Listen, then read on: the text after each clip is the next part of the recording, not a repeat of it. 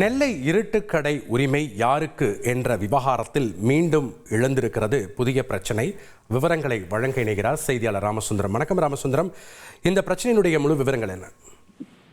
திருநெல்வேலி என்றாலே அல்வா என்பார்கள். இந்த அல்வாவிற்கு பிரபலமான கடையாக இருட்டுக்கடை இருந்து வருகிறது. இந்த இருட்டுக்கடை பெயர் கடந்த சில மாதங்களாகவே பூதாகரமாக பல்வேறு இடங்களில் பேசுபொருளாக மாறி வருகிறது.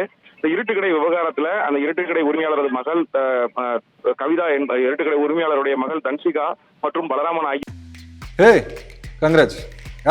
கல்யாணம் இல்ல, நான் பிசினஸ் ஸ்டார்ட் பண்ண போறேன். எப்படி? பாஸ் வாலா பி தி பாஸ்.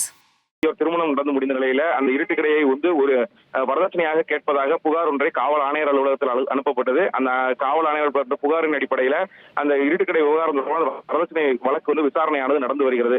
இந்த நிலையில தற்போது அந்த கவிதாவுடைய உரிமையாளராக இருக்கக்கூடிய கவிதாவுடைய சகோதரர் நயன்சிங் என்பவர் வழக்கறிஞர் மூலம் ஒரு நோட்டீஸ் ஒன்றை பொது அறிவிப்பாக தற்போது நாளிதழ்களில் வெளியிட்டிருக்கிறார். அந்த நாளிதழ்களில் வெளியிட்டுள்ள அந்த பொது அறிவிப்புல அந்த இருட்டுக்கடையின் உரிமை ஸ்தாபனம் நயன்சிங் தரப்புக்கே சொந்தம் என்பது அந்த குறிப்பிடப்பட்டிருக்கிறது. நோட்டீஸில் குறிப்பிடப்பட்டிருக்கிறது.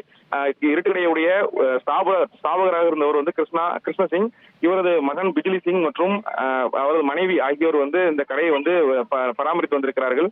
பிஜிலி சிங் உயிரிழப்புக்கு பின்பு அந்த அவரது மனைவி அதை பராமரித்து வந்த நிலையில சூழல்ல அவரது சகோதரர் மகளுக்கு குடும்பத்தினருக்கு, அதாவது சகோதரரான பலராம் சிங் குடும்பத்தினருக்கு எழுதி கொடுத்திருக்கிறார்கள். அதன் அடிப்படையில தற்போது இந்த வழக்கறிஞர் நோட்டீஸ் ஒன்றையும் நயன்சிங் என்பவர் பொது அறிவிப்பாக வெளியிட்டிருக்கிறார்.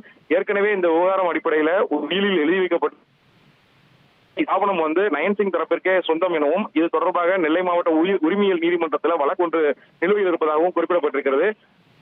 கடை உரிமை யாருக்கு என்பது குறிப்பான பிரச்சனை சமூக வலைதளங்கள் உள்ளிட்ட பல்வேறு இடங்கள்ல தகவலாக பரவி வரும் நிலையில இந்த கடையுடைய அனைத்து தகவல் மற்றும் உரிமை உள்ளிட்ட பல்வேறு விவகாரங்களை நேரடியாக அந்த கவிதா என்பவரிடம் கோரக்கூடாது, எனக்கு தான் உரிமை இருக்கிறது என்பதை குறிப்பிட்டு இந்த நோட்டீஸ் ஆனது கொடுக்கப்பட்டிருக்கிறது.